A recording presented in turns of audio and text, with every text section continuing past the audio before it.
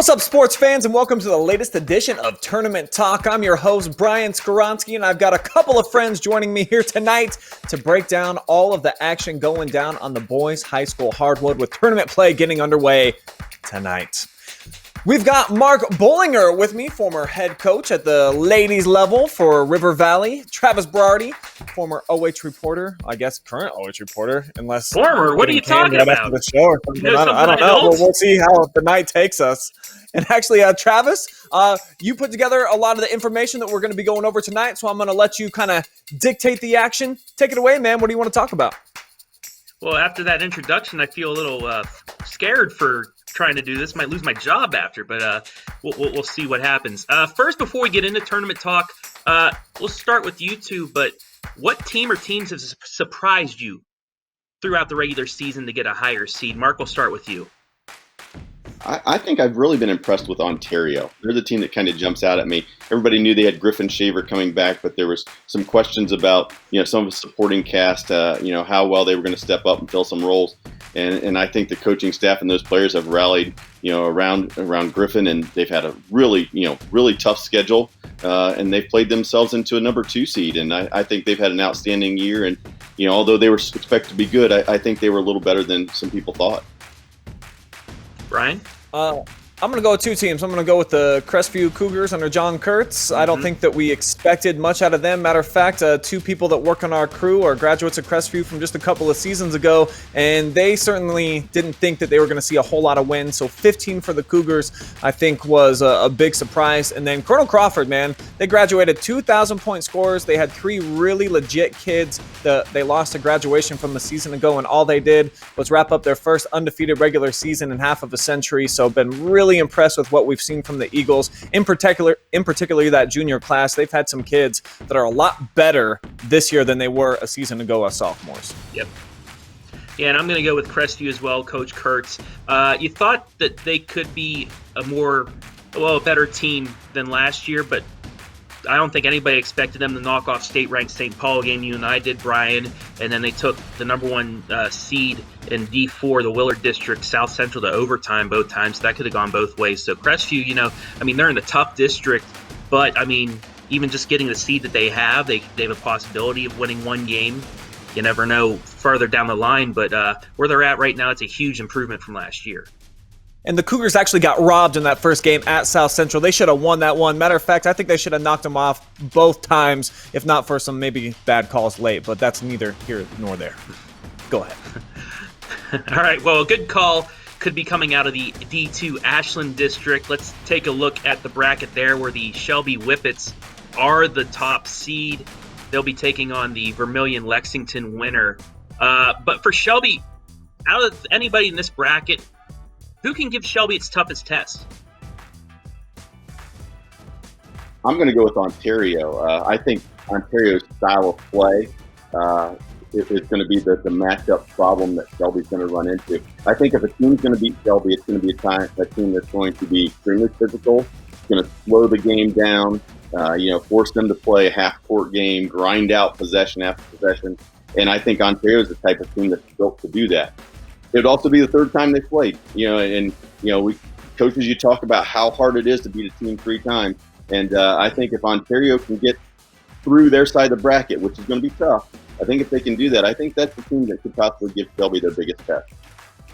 Hey, Mark's a smart guy. That's why we brought him on the OH Report crew, and I could not agree more. Ontario clearly, I think, is the number 2 seed out here in this bracket. The Whippets are going to cruise, man. You can go ahead and get that Sharpie out. You can put them in the district final as far as I'm concerned. They're not going to get tested until they get into that district championship game. I think the Warriors are going to be there because, like Mark said, they can beat you in a variety of different ways. They always defend well on the perimeter under Joe Baylog. You can just make sure that that's going to happen every single time they're on the floor. Griffin Shaver's a stud. They got some pretty nice inside kids too. They're getting hot at the right time. I believe they've won 7 straight heading into tournament time. And then they played Shelby really tough the first time. The second meeting, it was the second night of a back-to-back for the Warriors. They were coming off of a little bit of a rough skid. So I just feel like that's definitely the team to keep an eye on if you're Shelby emerging from the bottom half of the bracket.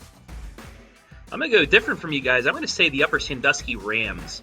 And just for the fact that Coach Jeff Winslow, after he sees a team once, his team usually does better in that second game.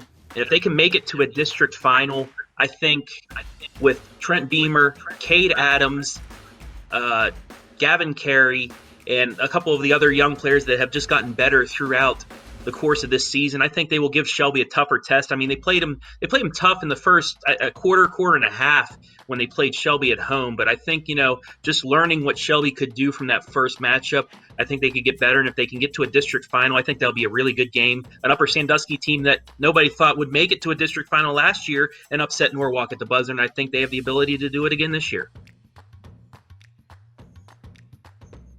All right, moving on. What low-seeded team in this bracket do you guys think could make a run? Mark, we'll start with you. I'm going to go with Mansfield Senior. I know it's a little bit shocking to some people. They're sitting there in the 5 seed. I know, they're going through some issues. They've had some issues throughout the season. But the reality is they're a team that could be scary on any given night. If they come out and they put it together for one night, whoever they may have on the court, whoever it may be, if they come out and they put it together, they could be that team that knocks somebody off and pulls a pretty big upset. Again, we'll see what happens, but they're going to probably have to face Ontario. But that's a team that I think of any could pull a major shocker. It could be Mansfield Senior Tigers.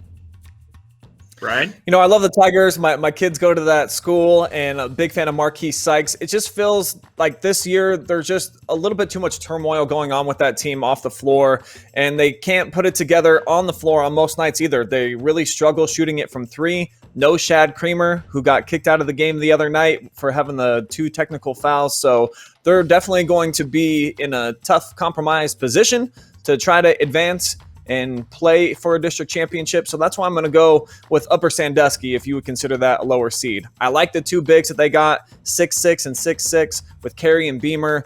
They have an athletic kid on the inside, and then a lot of perimeter shooters. Most of them are young. They just have the 1 senior on the outside, the point guard that's really good. I'm a big fan of Cade Adams. So I think that the Rams would be the team to keep an eye on as an underseeded squad that could make a nice run. And I'm actually going to go with the Clear Fork Colts. And for the fact that when I saw them play Shelby at home, they stuck with them. They could put up big numbers and they could run with them until the fourth quarter. And I know the fourth quarter has been a big bugaboo for them this year, unable to finish games. And if they can just get a full 4 quarters together in their game against Huron in that sectional final, possibly, get some momentum going into the Shelby game and play a complete game against them, you never know what could happen. So that's why I say I think the Clear Fork Colts are going to be the team that has the best shot at moving on in districts. And our final question here for the Ashland District. Coach Joe Baylog, I believe, is only 3 wins away from 600. That would mean Ontario into the district final. Does Joe Baylog win 600 this year? Mark first. Short answer, yes. I think he gets there, and it's we see Shelby, Ontario, round 3.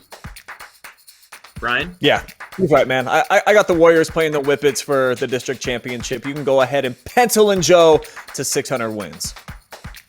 And you know what? I believe we're going to have that on the OH Report, that district semifinal. So it'll be a pretty cool night to watch Joe Baylog get number 600 to give him a shot at another district championship. As you see, the Ontario Warriors, I mean, they knocked off Mansfield Senior in pretty convincing fashion there.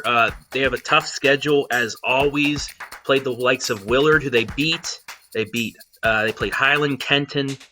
They played Ashland and lost in overtime. And Ashland, they're a team in D1 that, they have a chance of possibly playing for a district championship in a tough district that they have. They beat Lucas by 6, a tough team with, defensively as well. But Ontario, other than the Upper Sandusky pick that I said that could make a district final and give Shelby a test, Ontario, they're pretty darn good this year as well. And I think some people, undervalue them. Yeah, I would agree. I think that the big kid, Big John, he knows his role. He sets nice screens. He's got good footwork, can play on the inside, and then they have the 2 knockdown shooters. I mean, both Griffin Shaver and Kurtz, they can fill it up for 6-7 threes on any given night if they get hot. And then that Griffin's the ultimate closer. I think he's made more quarter-ending buckets than any player I've ever covered in my career. So if the game's on the line and you need a big bucket, I trust 23 to go get it done. And he's done that for multiple years. And yes. Oh, go ahead, Mark.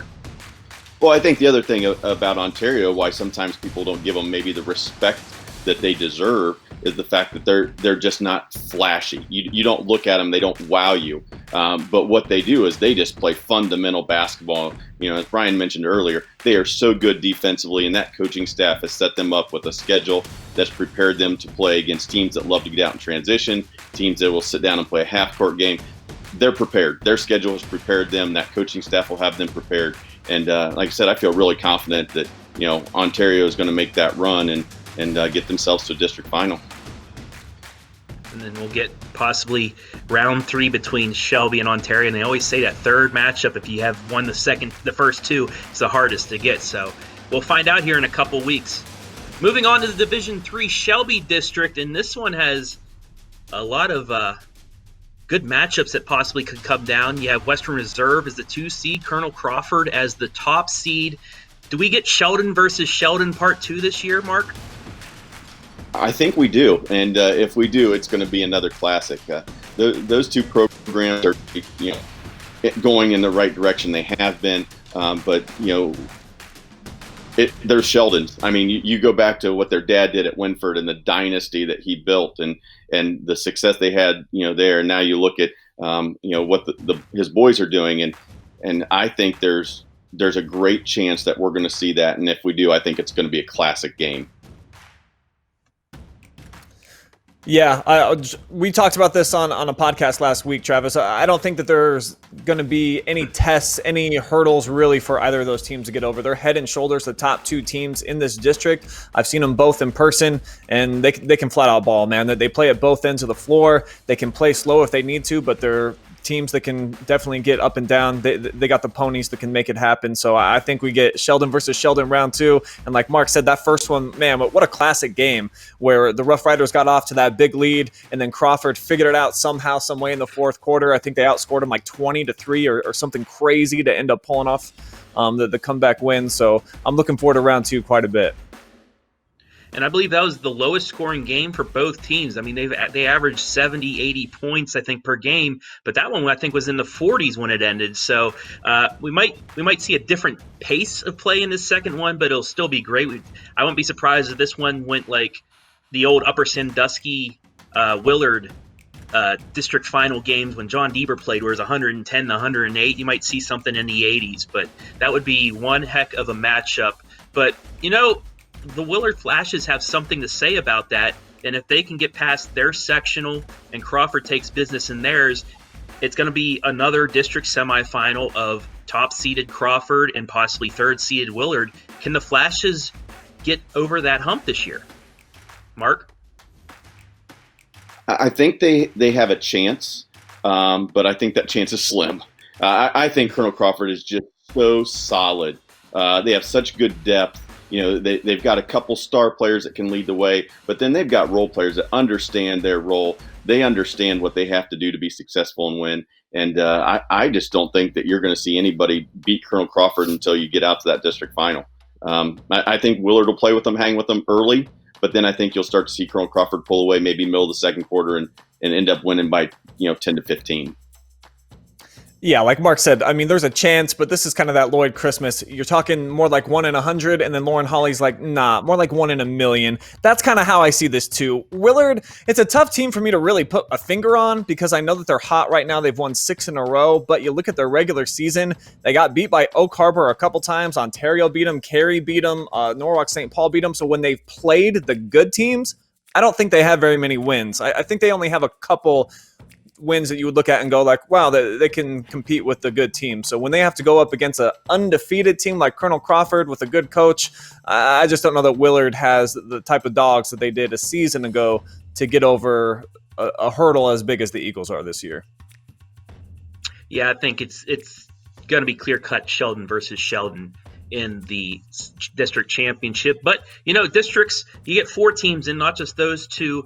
Do you think there will be a low-seeded team that has the best shot at districts? And I'm going to start here. I think Crestview can knock off, if they beat Woodmore, they can knock off Oak Harbor and potentially play Western Reserve for a third time. And that's the team that I think can make the biggest run to at least a district semifinal is Crestview. But, Brian, what do you think? Well, I saw when the Rough Riders played Crestview on their home court, and they ran them right off the court. So if they do get to that district semifinal, I'm picking Western Reserve to beat them and beat them bad one more time. I like Crestview, all the makeup of the team, but they're just not as good as the top two teams that I already said twice. I mean, they're just head and shoulders above everybody else in this district. It would be very shocking to not see Sheldon versus Sheldon in the district championship. And I should rephrase that. I should have said which low seed has the best shot of winning a sectional championship to get to a district semifinal, because I think we know that it'll be Crawford versus Western. Sure. Well, hey, since you rephrased that, let me put it this way then, because I saw Seneca East and I've seen some of their outcomes this year. I know that they have 3 kids on the perimeter that can really play. They got a couple of 15-point scorers. Kolb, as I recall, was one of the kids' names that was really good on that team. So I think the Tigers have the potential to win a couple of games and get to a district round.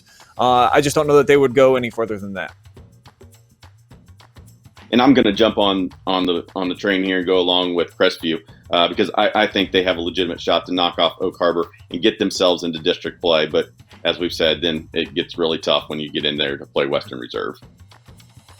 Yeah, this is just a clear cut. You have the top 2 teams, and then it drops just a little bit, and then everything is more jumbled after that. But it would be one heck of a matchup if we see Crawford versus Western Reserve. Moving on to the Division III Central 1 district, where we have some KMAC action going on.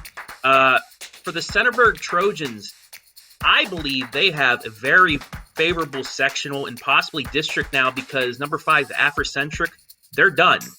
They had to quarantine due to COVID. They couldn't play in their city championship game, and they can't play in their sectional, so they are out. And I think that helps Centerburg, because they get a sectional semifinal against Columbus International, a team that is ranked 22 out of 23 in the district. They can move through there and then go up against the North Union team that we saw Northmore take pretty much down to the end of the fourth quarter. Northmore only fell by 9 points to North Union, and with Afrocentric being out of the sectional, it would be the winner of Liberty Union and Amanda Clear Creek in that district semifinal. So Centerburg, I think, a really good shot of at least making a district final if they can get past North Union. Well, therein lies the problem, though. North Union, they've won 9 of their last 10, Trav. This is a 17-win team that won their league. I think we're undefeated champs in their league as well, so I mean, that's nice to say, hey, a team that's not that good only lost to them by 9, but they still lost to them. So to answer your question, is this an easy or favorable bracket for Centerburg? I would say no, just because not only does Centerburg have to knock off that team, they got to do it on the road. They got to drive up to Richwood and take on a pretty good Wildcat team. So is it favorable? If they can get past that game, I think so. I like how it opens up. But that's just a tough matchup for a team that's as good as Centerburg right out of the gates, man. To win a sectional championship, that's a big challenge. And I would completely agree. I think North Union is a really, really good basketball team. One of the things that I have seen a little bit out of North Union this year is they've played down to their competition. At times, it looks like they've taken some nights off, which I'm sure will not happen at tournament time.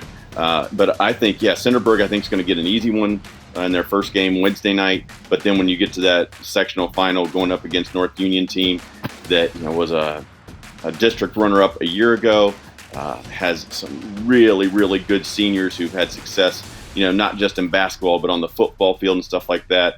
I think Preston Crabtree and the Wildcats are going to get it done and advance into district play after knocking off Centerburg. And I think the main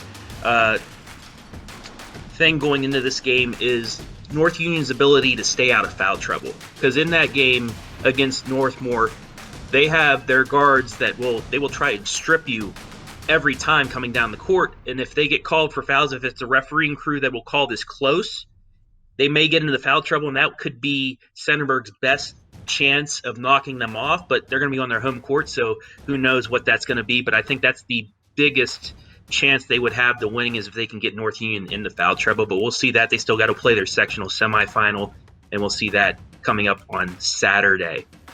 Moving on to Mount Gilead. They're a 15 seed. They're in a sectional final. They'll play the winner of Johnstown Monroe, and Marion Pleasant.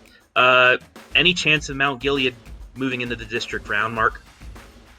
No. Yeah, John, sorry to be brutal to all my friends at Mount Gilead, but the Indians have struggled throughout the year. They've been up and down. Some nights they'll play a solid game. The next night, they'll just really, really struggle offensively. They have some key players who are still very, very young. The other night, they lost to a Granville Christian team, I think it was, and gave up 46 points to one player.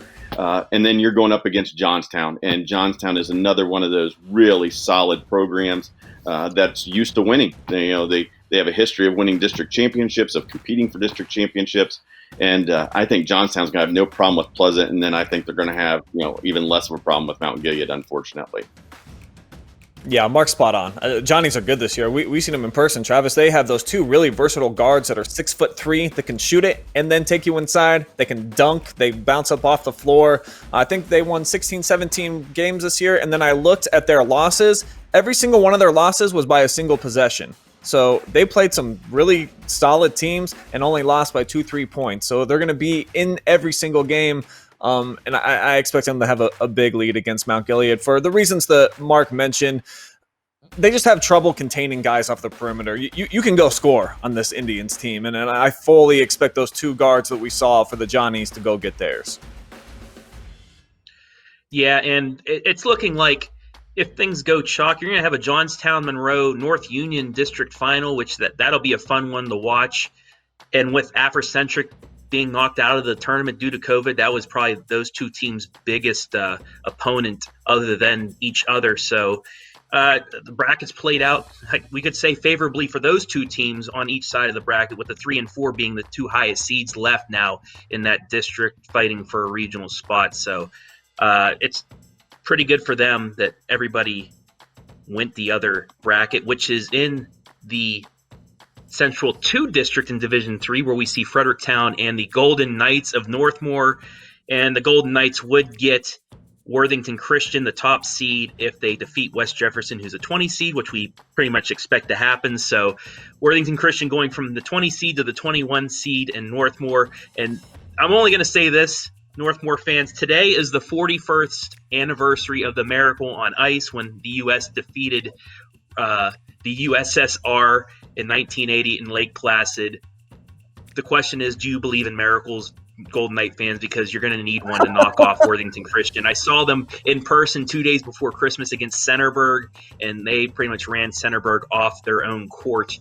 And you're going to need pretty much, Northmore's going to have to play a perfect game, and Worthington's going to have to be off their game for the Golden Knights to have a chance. For this team, it's in a rebuilding phase. Yeah, that 1980 Russian team didn't have DJ Moore, because I'll tell you what, if anybody, this is true.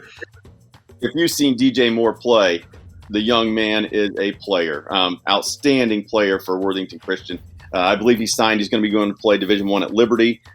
Just a do-it-all guard who can score off the bounce. He can score from the perimeter. He gets other people involved, and they have athletes and basketball players around them. And Worthington Christian rightly deserve that number 1 seed. They are an outstanding, dominant basketball team. Yeah, they're the real deal. And you've saw Northmore so many times this year, Travis. This is a team, they barely score 40 points per game. That's their season average. Yep. Their top scoring threat is actually a freshman who they didn't discover until a few games in. So this is a team that would definitely, they probably need to lace them up and put them out on the ice with some sticks if they want a shot at a miracle here. Because if they're playing on the hardwood with a round ball, no chance. Yeah, it's a tough draw for a Golden Knights team that, just COVID happening and having a couple rescheduled games that really hurt their seeding. Yeah, I don't know what reschedulation. I made a word up like John Madden. Okay, it's all right. It's all right.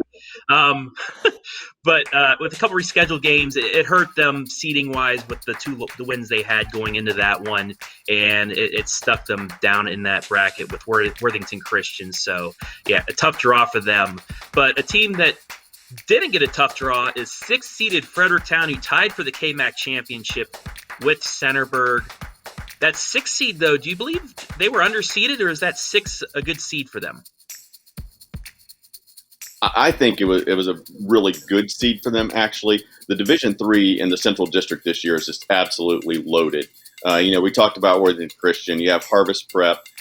We've talked about Johnstown, North Union.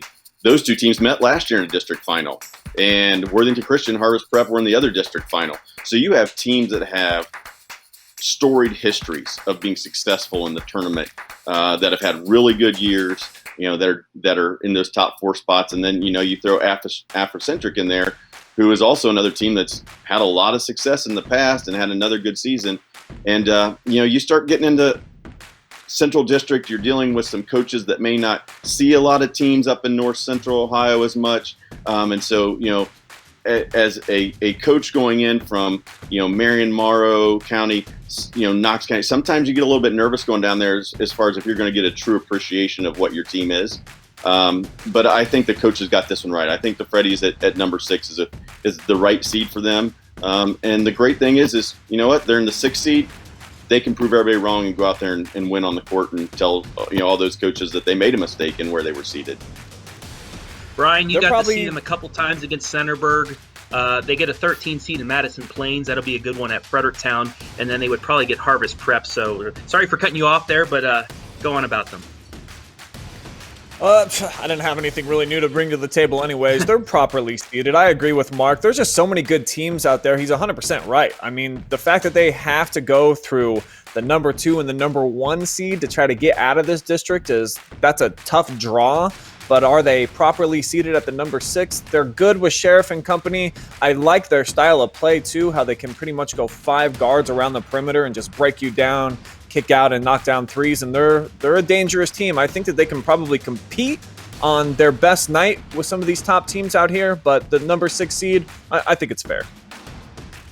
And I think with these KMAC teams, what they're going to have to do is they're going to have to slow this game down against these high-powered, fast teams like Harvest Prep, Worthington Christian, North Union, Johnstown, Monroe. You got to slow the game down. You got to get these other teams out of their game plan, and that's, I think, is the only chance that any of these KMAC squads will have against these bigger Columbus schools. But hey, you never know. That's why they play the games. Moving on to the Division 4 Willard District, and I believe this is a district up for grabs. You have the likes of St. Paul, South Central, St. Mary Central Catholic. You have Lucas. But let's stick with the Cubs for a moment. Do you think this defense can keep these teams under 50 points and give them a chance to win and move on? They're going to have to. That's going to be the calling card, is can they shut teams down defensively and play that grinded out, slow possession style to get a win. And, like we said, at tournament time, it only takes one night. A team has a bad shooting night. Lucas sits down and guards, and they could be dangerous. They could be really, really dangerous. Mark's right. If they want to win, they're going to have to keep it to low-scoring games. I know the Panthers, they got pretty much everybody back from that team that almost knocked Lucas off in a big comeback last year when they were flat-out loaded, so it's going to be a tougher task for them. And then they'd have to potentially get through the top seed in South Central, so I don't really think that this matches up in Lucas's favor. But if they can enforce their style of play, no shot clock, of course, at the high school level, it's possible. Possible the Cubs could grind out like a 39-37 type of victory over a couple of these teams. Why not? And Lucas played South Central earlier this year at South Central, and it was a 5-point game, 40-35. So it's going to have to be something like that throughout this district round, because you have the likes of South Central, and I forgot to mention earlier, Margaretta, who's a really good team despite losing one of their best players due to injury earlier on this year. So it's a stacked district. It's up for grabs. The top, I think, 4 or 5 seeds all have a shot at moving on. But still, with Lucas, if Riley Gossam is cleared to play, does that make enough of a difference that makes you think maybe they can move on? Brian, let's start with you. I'm going to say no, only because Riley's not going to be Riley yet. I mean, that kid has the biggest heart of any player that I've seen in a while. The fact that he was able to lace him up on senior night. But then I also saw the way that he moved around on senior night. He was able to stroke and knock down a big 3 for them and get on the board, and it was a feel-good story for everybody. But is Riley Gossam going to be a difference maker the way that he's moving on that leg, not yet, man. I mean, he can probably bring a little Willis Reed effect with him, and, you know, it can be an emotional lift for all the guys. But as far as on the floor, in the gameplay, can he really be that offensive threat and then guard somebody if they don't hide him in the back end of a zone? I just don't know that Riley is healthy enough just yet, man. If it was a month later into the season, it might be a different story. And I concur with that. You know, he absolutely is a difference maker when healthy. But unfortunately, you know, we all know his story and how much of a lift and difference could he actually make on the court. Emotionally, you know, you hit it right on. It's going to be a huge lift any minutes he could give them. But, you know, when you get into some of the bigger games against the better teams, if they would advance, you know, they would need him to be, you know, close to 100% and stuff like that. If he was 100% healthy, complete difference maker. But as you said, I just don't think he's going to get there health-wise yet. Yeah, and I don't think some were aiming maybe the regional round he would be available and more closer to 100% than where he is right now. But I think, you know, him on the bench is a big boost for the team. Him being a coach like he has been throughout the season, that's going to help them out. But I don't think he's going to be able to make a difference on the court just quite yet. Final question here in this Division 4 Willard District. Because it's so stacked and because it's so close from 1 to, say, seed number 5, who's your favorite to win this, Brian? You know, it's actually, for me, it's going to be a team I don't even think anybody's brought up yet. I just keep having these visions of a double mint gum commercial with a couple of Winslows chomping on some fresh sticks, cutting down some nets. Man, I like Norwalk St. Paul. I think that they have enough kids that have played basketball and have gotten so many varsity minutes under their belt in big tournament games under their belt that this is going to matter to Nick and Nate. Those are the two catalysts of this team. I like their style. I like their swagger. And if those two kids got it going on, which they normally do on a standard night, I think they can beat anybody that's on this district. I'm going to take the safe route, and I'm going to say South Central. However, I would completely agree that there are 4 or 5 teams that could easily win it, and it wouldn't surprise me at all. I mean, whoever comes out of this district has earned it, and give all the credit in the world to them, because this district is absolutely loaded. And yeah, South Central could come out. I could see Norwalk, Margaret. It's a toss-up, but I'll stay safe and go South Central. Yeah, I think it's going to be South Central St. Paul for a district championship here, and I think it's going to come down to the wire. You have Lamoureux on one side, you have the Winslow twins on the other. I think, yeah, I'm going to go with St. Paul. They're going to finally make it past that district round that's been, won by South Central. Had Colonel Crawford in it for a few years in that Division 4 district, so they were in there fighting for a district championship. You had Lucas the last couple years, so I think this is finally the year that the St. Paul Flyers make it to the regional round, and we'll see what they can do after that, because they have the pieces that could possibly make a run in Division 4.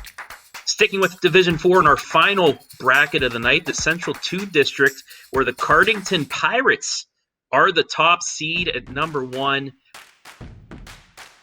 They have a pretty good bracket as well, with number 3 seeded Newark Catholic on the bottom of the bracket, but they would take on, the Pirates would take on either Delaware Christian or Ridgedale, the 11-14 matchup in a sectional final, and then either Berne Union, the 7 seed, or Northside Christian, the 18 seed, in a district semifinal.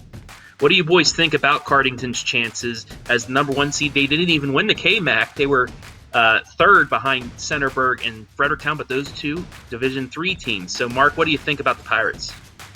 Well, we talked about this a little bit on our broadcast last week, Centerburg-Danville game. And I think of any team in the area, Cardington's boys have the best draw as far as advancing without running into some really outstanding teams. Yeah, you mentioned the draw. I'm guessing they'll probably play Ridgedale in that first game. I would think Ridgedale beat Delaware Christian. And then they get out there and probably against the Berne Union. And then, now you're in a district final already in 2 games that I would guess the Pirates are going to win rather handily. I think they have a great draw. They have a terrific trio of seniors with Trey Brenninger, Avery Harper, Mason White leading the way. they've had some hard times this year. It's all come together for them. And like you said, even though they didn't win the KMAC, I think of all the teams, in the KMAC and in the area, that Cardington is set up for the best, or I should say maybe the easiest, run to a regional appearance this year. There's no question when you look at that bracket, the Coach Delaney, when that came out, he had to have been like, man, where's all the hurdles? There's only pretty much in the district championship, it looks like, at least on paper, and you never want to overlook anybody, but I don't really think that they're in a position that matters. They're not going to get tested by Bern Union, in my opinion, so look at for this team to go to the district finals. And even then, I mean, the top contender, you would look at Newark Catholic, who I was breaking down their schedule earlier. They don't really have that many impressive wins that I saw. They lost a bunch of games, very beatable team. East Knox Bulldogs, a team that I like, that have been getting it together the second half of the season. But just from top to bottom, this might be the lightest district bracket in the entire state. And you know what? Sticking with East Knox, number 5 seed, they took Cardington to overtime. I mean, they played them tough. They played Fredericktown, who tied for the KMAC. They were the 5th number 5 team in Division 3 at that time at the Dog Pound, and lost by 3 at the buzzer. Does this East Knox team have what it takes to make it to the district final to take on Cardington? Brian? I think they are. I think they're the top contender out there when you look at what the Dogs bring to the table. And if Weston Mielik's on, and the last time that I seen him with my own eyes, he was dropping a career-high 32. Shane Knepp does nice things at the point guard position. He always brings the juice. They have a pretty deep bench. They got a lot of seniors on the team. I think the Bulldogs are the top threat in this bracket that could potentially take down the Cardington Pirates. And I know earlier in the season, Cardington and Newark Catholic actually did play, and Newark Catholic, knocked Cardington off. But I agree. I think that you're going to see East Knox advance. Newark Catholic is just so up and down all year. They just can't seem to put together for several games in a row. And so I think that you're going to see a KMAC, district championship with Cardington advancing to the Sweet 16.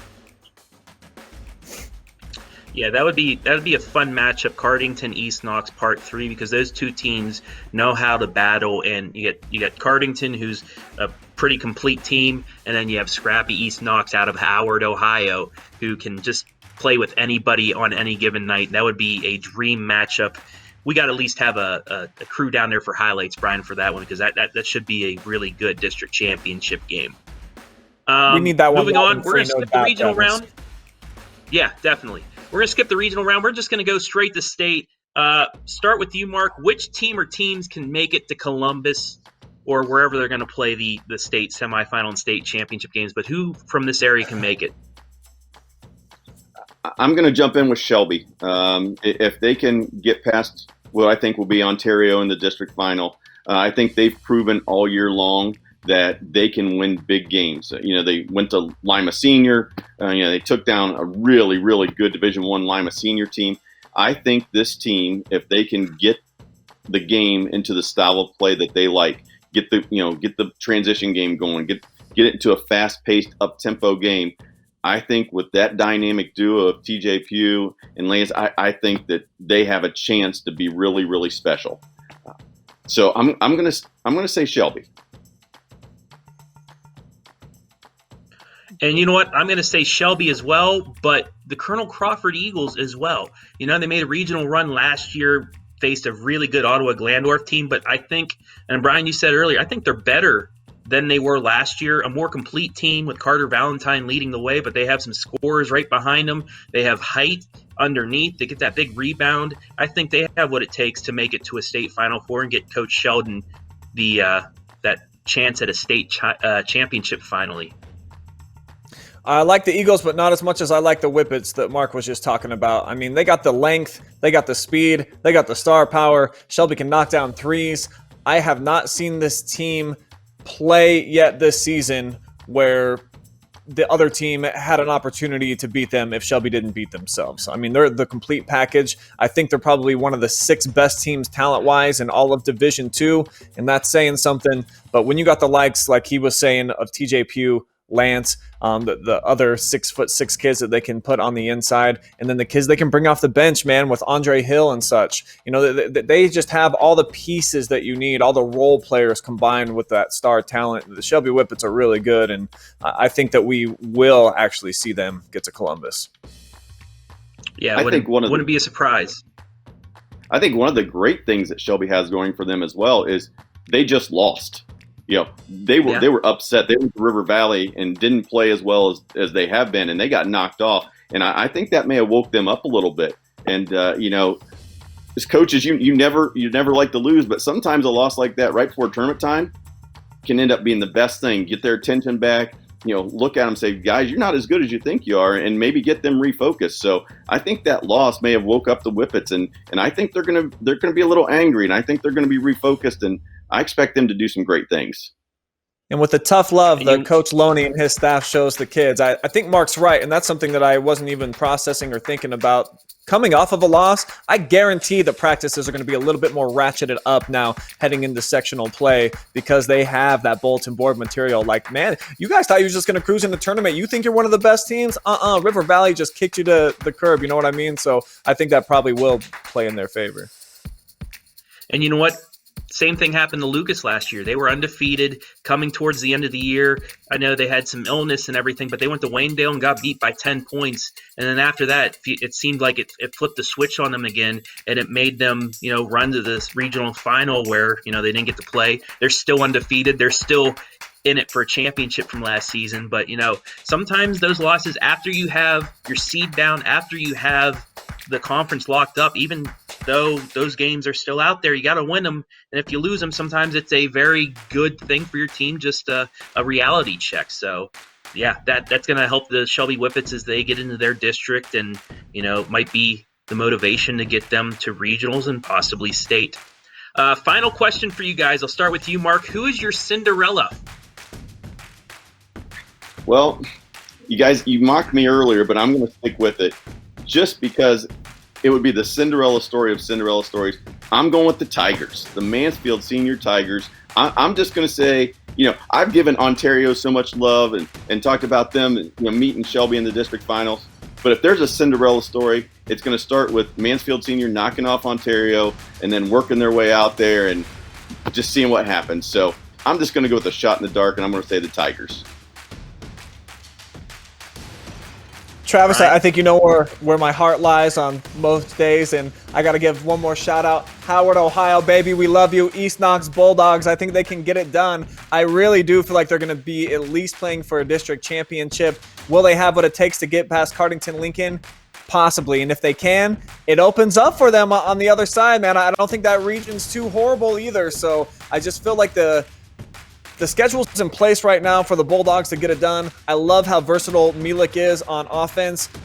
He's a really underrated player, I think, everything that he brings to the table. And then, like I said, with those 5 seniors too, they have all the makings and the pieces and parts of a team that wants to make a deep tournament run and can if they play some good basketball. And the Bulldogs certainly have here of late. I think they're like 9-3 over their last 12. So the Dogs, they got it going on. So you're saying it's going to be like last year's football team that made that run to the state Final Four? Well, except for this would be a Cinderella story. Last year, the Dogs on the football field, I mean, they were undefeated. That was a really good KMAC championship team. This is a little bit different outlook, but maybe same scenario. Try to make it to that Elite 8, Final Four type of thing. And I'm going to stick in the KMAC with a team that you guys didn't think could do it but have a chance to. I'm going to say the Centerburg Trojans.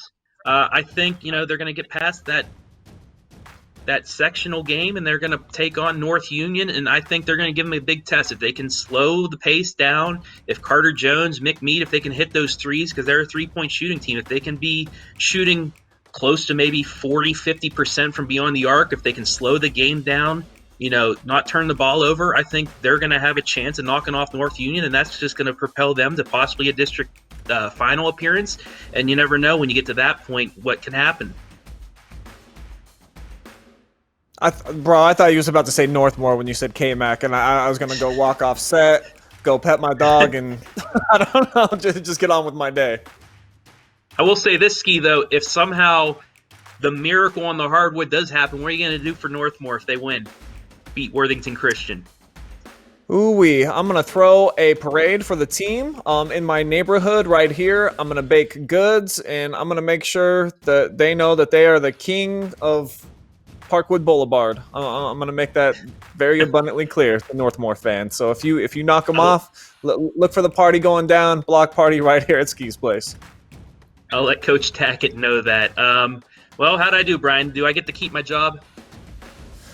At least for another week, because we got a lot of live and free coming up this week on the schedule. All right, take us out, Ski. All right, are we going to look at games? Is that the last thing that we're doing? Yeah. I'll let you finish that up, yeah. All right. Well, speaking of those live and free matchups, here's what's coming up this week on the OH Report.